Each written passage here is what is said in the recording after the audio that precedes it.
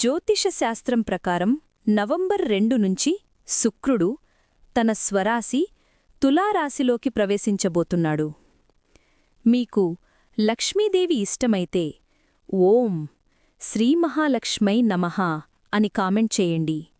ఈ సంచారం వల్ల మలవ్య మహారాజయోగం ఏర్పడి 3 రాసుల వారికి గోల్డెన్ టైం మొదలవుతుంది. వృషభ రాశివారు ఈ కాలంలో మీ ఆకర్షణీయత, ఆత్మవిశ్వాసం పెరుగుతుంది. ఉద్యోగంలో ప్రమోషన్లు, కొత్త బాధ్యతలు వస్తాయి. భాగస్వామితో బంధం మరింత బలపడుతుంది. ప్రేమతో నిండిన రోజులు వస్తాయి.